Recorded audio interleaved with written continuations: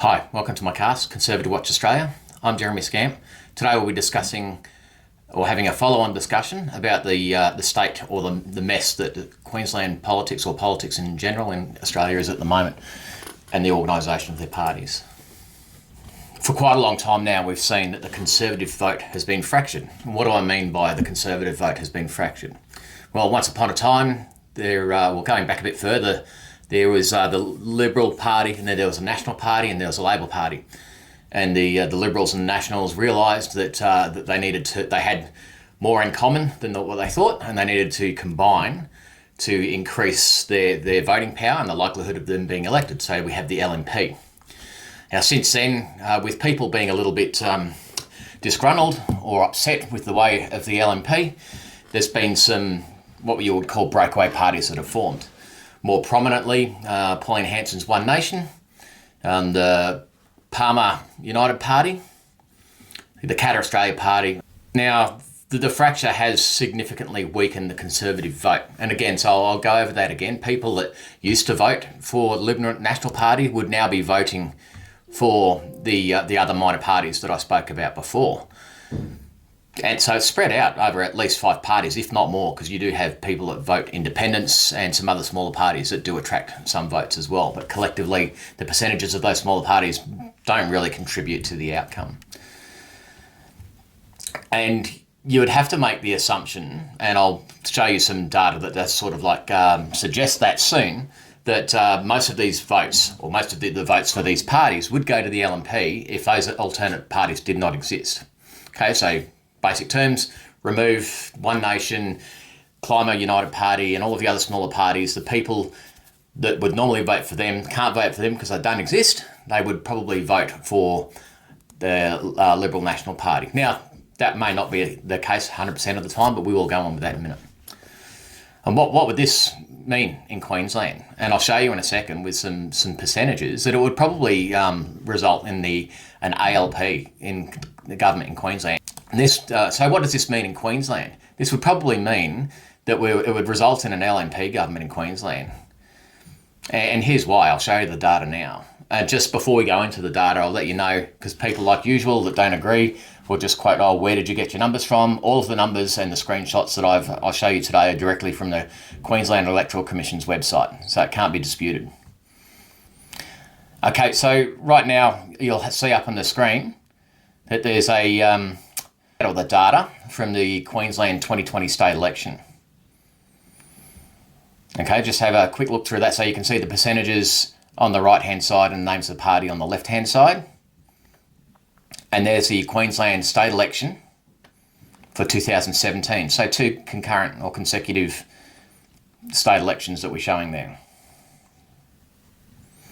So if we look back at the 2021 again, you can see that the Labor Party overall had just under 40%, 39.58% of the vote, and the Greens had 9.46%. And it would be safe to say, you would think, that all of the Greens votes, if the Greens didn't exist, would go to the ALP. And to think that the Greens would disappear, I think would come with a little bit of hesitation because of the arrogance that is shown by the Greens, that they would not disappear to further enhance the vote of the ALP. And again, still looking at the 2020 vote, the LNP overall, they had 35.9%. One Nation had 7.12%. The Katter Party had 2.52%. And again, it would be safe to say that if the One Nation and the Katter Party didn't exist, that those votes would go to the LNP. So now we'll have another look at the 2017 numbers there. The ALP overall had 35.43% and the Greens had 10% exactly. And the LNP overall, 33.6%, and the One Nation, 13.73%, and the Katter Party, 2.3%.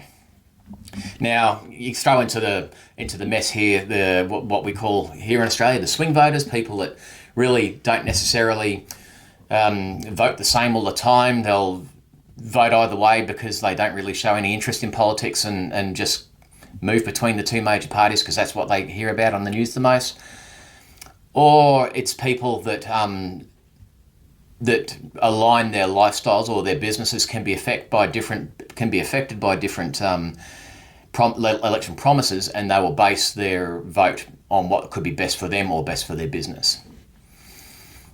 Now, if we have a look at these numbers, we see the 2017 vote and the 2020 vote.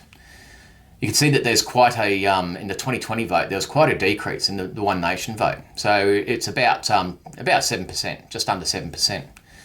And again, if you have a look, so remember that 7%, and you look at the LNP and the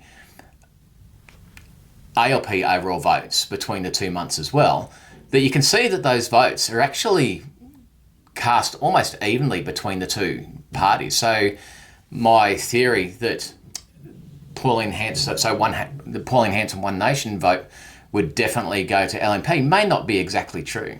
It may not be exactly true. So the figures on the screen that we're seeing now would suggest that it's pretty much, well, close to a 50-50 split.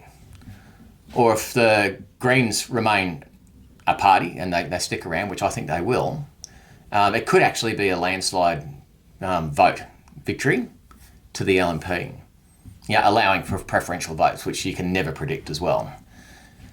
So what's the outcome of this information? So how can we fix this? What should we be doing as Conservatives to make sure that we're getting our Conservative view across and we're being heard as a Conservatives? So initially, I think that one of the major outcomes of just going back to being the LNP and focus our Conservative vote on them is that there will be a more focus on the campaigning. They can directly target the campaign of the Labor Party and have their narrative surrounding that without having to worry about having either contradictory or not aligned promises with the other Conservative parties. And it'll probably take us to a more traditional style of politics, or an old style of politics. I reckon we will see stronger politicians for it as well. There's some very, very weak leaders out there that are benefiting just because we've become splintered, the Conservative vote. Somebody like the Labor Party having Anastasia Palaszczuk as the leader is quite embarrassing for Queensland. So how do we fix this? What can we do personally? Well, we need to start voting LNP. We need a Conservative government. With the data that I showed you just before, we've seen that the popularity of One Nation has declined, and that was because of the party's behaviour, or certain members of the party behaving unprofessionally and being in the news for things that we should not be in the news for. What that will do, if we vote for a Conservative government, it's going to consolidate our Conservative vote. Seriously, for the Conservative vote, for the Conservative government, if we want to win, we need to make this sacrifice. I've told you that before that I actually ran in the Queensland state election in 2017 for one of the minor parties.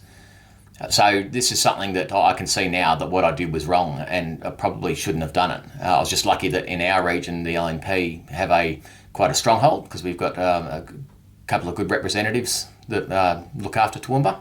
Now, me personally, how did I discover this? I learnt this through observing what's been going on in US politics at the moment with